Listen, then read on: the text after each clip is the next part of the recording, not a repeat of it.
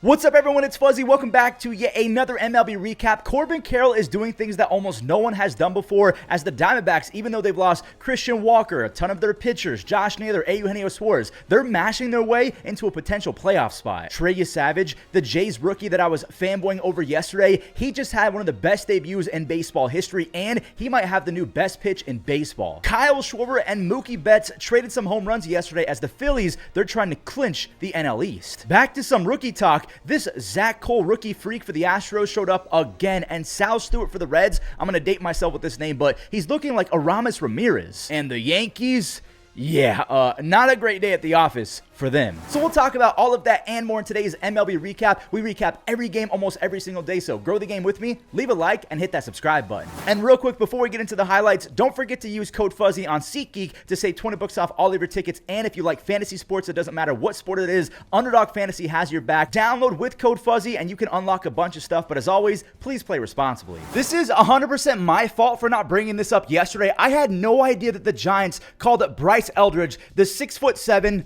get your comments out now, consensus top 25 prospect in baseball. He made it to AAA last year at just 19 years old. He's 20 now. Yes, we have a 20-year-old in a wild card race. In 102 games, he had 25 home runs and 85 RBIs with some of the most impressive raw power we have ever seen. If you did not know, there's a Baseball Savant website for prospects called Prospect Savant. Look at the sea of red: barrels, max exit velocities, hard hit percentages. The dude was quite literally created in a lab to rip covers off of baseballs. Now, he's going to strike out, he's going to whiff, but so do Judge and Ohtani. But when he makes contact, just get out the way.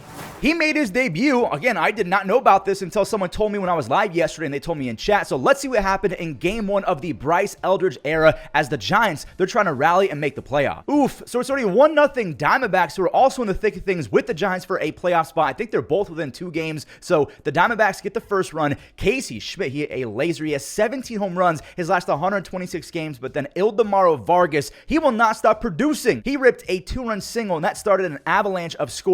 Yordan Lile, the youngster, he had a pinch hit double. He is one of the fastest players in baseball. If the stick gets going, I mean, he's going to be insane. James McCann, he has back-to-back games of the home run. The Diamondbacks are pouring it on now. The Giants had an error. Perdomo hit the gaps, and Jake the Rake could absolutely fly. So Perdomo went 3 for 3. He has 97 RBIs on the season. Eldridge, he smoked baseball. Barossa tracked it down. That actually would have been a home run in 23 of 30 ballparks, but instead, because they're in Arizona, it's so massive out there, it was a 407-foot line out. Zac Gallen looks sick again. He is going to be so good next year. It's kind of reminding me of what the Braves and the Orioles are doing. They're good teams on paper, but they've had some bad seasons, but in the second half, they've really kind of turned things around. The Diamondbacks have won 3 games in a row. They're 1.5 games back in the wild card. The Giants are now 2 games back.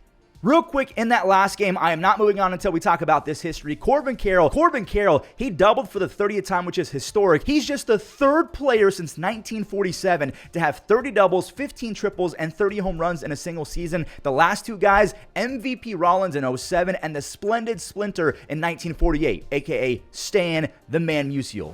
We have one more big-time debut. Trey Yesavage looked like 2011 JV if JV had the best splitter in baseball. But first, we have to talk about the Phillies because they can officially clinch the East if they win this game. Anthony Bondo was deployed as the opener with Schwarber and Harper in the top 3 of that lineup. Schwarber now has 22 home runs versus left-handed pitching and 53 home runs total on the season. Max Muncy, he knows a thing or two about hitting a ton of home runs. That is a home run for the lead after Mookie Betts drove in 1 on a sac fly. Emmett Sheehan, this kid has been dominating. 7 more strikeouts over 5 2/3, no hit frames. He has 76 strikeouts and 65 innings this year. Now, he did eventually give up a base hit Otto Kemp. That's the first base hit off of Emmett, so Emmett's out now. Bryson, my friend. If you guys are brand new, I'm actually friends with Bryson Stott. Some people have been confused with, what are you talking about, my friend? No, we played high school ball together. That's a 7-game hit streak. Weston Wilson walloped one back to Philly. I love the alliteration. It's 4-3 Phillies. Nope, Mookie added another long ball to his season. He has a 110 OPS plus because he's batting .382 with 19 RBIs in 13 games in September. Harper, the 2-timer, on a ball at his corneas. He's fired up. Lefty versus Vesia is one of the hardest things to do in baseball. Johan Duran, he's out there throwing 102. I mean, he almost got up to 103, but it was the off speed that got him. Andy Pye, he's tied it with a 425-foot home run for his 25th home run. He had the bat flip, the seat celebration, everything. So we're in the 10th now. Realmuto, he skied a sac fly. It's back to a 1-run lead. The bases are juiced for the Dodgers. Miggy rose up. He popped up, but it's all good. Max Muncy, we've seen him in the past hit walk-off grand slams. David Robertson got him to tap out. The Phillies are hyped up because they just clinched the NL East. I told all of you yesterday that Trey Yesavage was going to be a Savage, and he proved exactly that yesterday in a historic big league debut for the Jays. Now, it wasn't the best start because he allowed Simpson to get a base hit up the middle, and Simpson is one of like 4 or 5 guys who could score on this Yandy Diaz double, but from there, Trey was essentially perfect. His first strikeout was on the splitter. Mangum, he's down on the splitter as well. He threw 96 paint to get Carson Williams, and then he just started spamming the splitter. I mean, quite literally spamming it, and he should. He had a 61% whiff rate coming up with that splitter. His dad and family is getting emotional. Trey had 9 strikeouts in 5 innings. He led everyone with 19 swing and misses. That splitter might be the best splitter in baseball over a Duran or a Fernando Cruz. It's that good. I got to tip my cap to Joe Boyle. He went 5 shutout with 5 strikeouts. And again, he left with the lead. But there it goes. Ernie Clement, he got on and he came around on a sac fly. It's 1-1. Jeff Hoffman, he got it to extra. So we're going to the 10th. No, we're going to the 11th. Chandler Simpson, he saved the game for a second. Springer, he got the go-ahead RBI, and I have to fanboy over this guy right here. Braden Fisher, he got 6 outs to end the game, 4 of them on the strikeout, 3 in the final inning. He struck out the side. Braden Fisher is now 7-0 with 60 strikeouts in 45 innings. He and Brendan Little have quite literally saved the Blue Jays bullpen game in and game out. And by the way, Brendan Little, he's thrown 72 games with an almost 13 strikeouts per 9. So those guys deserve a lot of credit with Yariel Rodriguez. Why, Rod? Hey guys, it's Fuzzy from the future. I completely forgot to mention that Trey was actually robbed of an immaculate inning in his MLB debut. In the 4th inning, he struck out the first 2 hitters on 6 consecutive pitches. He threw another strike, no, he called it a ball. The umpire called a full strike a ball, and then Trey got the next 2 strikes. So it should have been an immaculate inning in his debut, which would be even more historic. Oh, this is big. Not only is this the Battle of Texas, but it's also the battle for a playoff spot. Jack Leiter, buddy. What was that? Peña, he's going to score easy. Yordan, he's coming around as... No. He's already had leg issues. We need an immediate prayer circle around Yordan Alvarez. Please do not have to miss playoff time. Peña, he committed an error, which is pretty rare, and Josh Young capitalized a 2-run home run to tie it. Dylan Moore, he got on moments later. He stole a base. We have more manufactured runs. That's kind of been the trend of the last few recaps, just stealing bases and then manufacturing runs. Josh Smith drove in that RBI. Now, I forgot to mention that Zach Cole, the rookie, he's in and playing for Yordan. We saw him debut a few days ago with a home run and 4 RBIs. He hit another home run, a 2-run pimp job, and he wasn't even done yet. Peña doubled in another. He's been a monster with runners in scoring position and 2 outs. Zach Cole completed a 3 RBI day. He has 7 RBIs his first 4 games. Brian Abreu, he had a kind of scary final inning because he allowed a couple base hits, but Correa, he snagged it and ended it. The Rangers and Guardians are now tied at 3 games back. So now we need the Rangers, when I say we, I mean Guardians fans, we need the Rangers to steal a few games because if the Astros keep on winning, there's no chance of the Rangers or the Guardians making the playoffs, especially if the Mariners refuse to lose. Another series in which 2 teams are battling for their lives. Now, the Reds, they need to stay close to the Mets. The Cardinals are 3.5 games back. If they lose and they get back to 4.5 games back with 11 games left, that's going to be tough. If you knew about Prospect Savant, you've already known about Sal Stewart because I think he was the 2nd best rated prospect behind Roman Anthony this season, according to Prospect Savant. It's easy to see why he has 4 home runs his first 11 games. He's flat out just amazing at baseball. Nolan Arenado, he's back in the lineup, I think, for the first time since July. That's an RBI on the first pitch that he saw. Oh no, the Reds, they were gifted a 2nd run on this Andy Hart RBI single because Victor missed it. We've all been there where you whiff it and then you just see the ball behind you. It's a defeating feeling. The Cardinals crept back into it though, and they stole the lead. Burleson, he gapped a 2-run double, and Wilson Contreras, he hit a go-ahead RBI.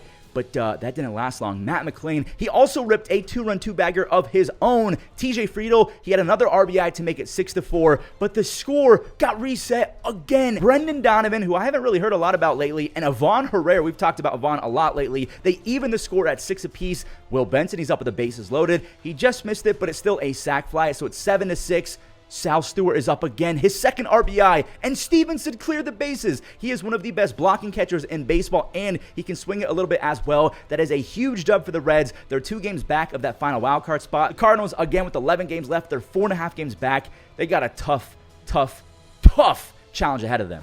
The Yankees got embarrassed by a team already eliminated from the playoffs. Austin Martin only had 1 base hit, but he had 4 RBIs, and he did not hit a grand slam, so how did he even do that? He had 1 on a slow double play attempt, so that's a fielder's choice. Brooks Lee has 15 home runs, and my jaw dropped when I saw this. Simeon Woods Richardson struck out 12 Yankees over 6 shutty. Carlos Rodon got kind of hosed again. He is getting no run support as of late. Brooks, he's back to producing. That's an RBI double off the Weave Dog, who walked the bases loaded, and now it makes sense. Austin Martin goes down the line for a base-clearing double. Keishel had another RBI, so he's batting .315 with 27 RBIs and 13 stolen bases, his first 43 big league games. Austin, this was by far his best game in the big leagues. He had 4 runs batted in, 2 stolen bases, and this web gem at the wall. He's batting .357 with more walks than strikeouts since August 27th. So the Yankees have lost 2 in a row. They're now 5 games back of the Jays. But in my opinion, they're still going to be a wild card team no matter what.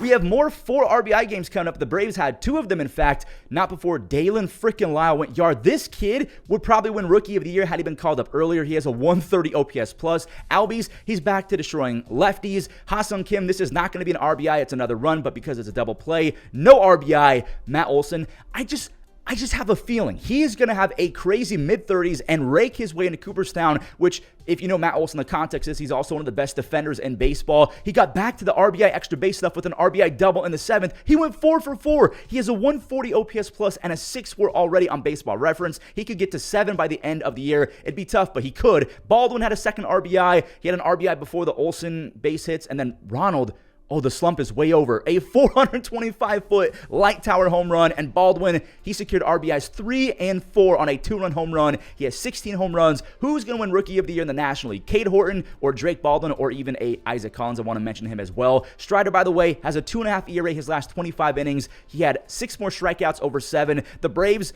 I got another feeling. They're going to win 95-plus games next year. I think easy. If you guys have noticed throughout the video, we've seen players wearing number 21 and other guys not. So they were celebrating Roberto Clemente Day. And of course, all of baseball was honoring him. Skeens is actually a nominee. So if you've ever won or you've been a nominee, you can wear 21 on your back. The other guys who have not won a Roberto Clemente award, they just have that 21 patch on their chest. Michael Busch versus a righty. I've said this before. Pencil it in. He hit 98 miles an hour out. I mean, just way out, 420 feet to straightaway center field. PCA, this is like the gates of baseball heaven opening for Cubs fans. Not only did he have a double in the 4th inning and then traded places with Dansby Swanson off the bat, I thought that was hit 500 feet. PCA is like maniacally smiling to himself pre-pitch. I don't know if the catcher or the umpire told a joke, or maybe he's just feeling confident. He was just hyping himself up maybe, because maybe he knew he was about to launch one. He has 29 home runs, 35 stolen bases, and 19 outs above average. He has a .210 batting average with a .630 OPS in the second half. Maybe he just got snapped out of it. Brad Keller, he bailed out Porter Hodge of a bases-loaded jam. Jameson Taillon gets the W after going 6 shutout. He has 12 quality starts on the season. The Cubs, I like them going into the playoffs, especially if PCA's back. It was dog at the park day in Chicago. Jeremiah Jackson did not care about that. That right there is an RBI knock. His rookie season has been awesome. He swam out the way to turn a single into 2 bases, but I think it was still a single with an advance. Later in the 6th, Colton Cowser hit one out the other way for a 3-run lefty home run. That is now back-to-back nights going out that way. Kyle Bradish, he got the W because Colton Cowser put him out in front. He had 9 punchies over 5. He used every pitch in his arsenal. Sinkers, sliders, curveballs. The guy is gross. He has 30 strikeouts his first 22 innings back after being, top 5 in Cy Young last year or the year before. I really like what I've been seeing from the Orioles and the Braves as of late. Baltimore is 9-4 in September. Again, that's a great sign for 2026. So before we end today's recap, you guys have been begging for minigames, so we're going to do a guess the batter, and the crazy part is I do recap every single day, so I am one of the best in the world at this game. I don't even need to see the swing to know who this is. This is Paul Goldschmidt. I'm going to let it run and see if it is. Yeah, it's Paul Goldschmidt. I mean, I just do this every single day. This is literally cheating for me to play. Okay, this is today's guess the pitcher, and I'm going to keep it real. Off rip, I have no idea. It could be Brandon Woodruff. That is my first impression, Brandon Woodruff, but it could also not be. I am going to guess Brandon.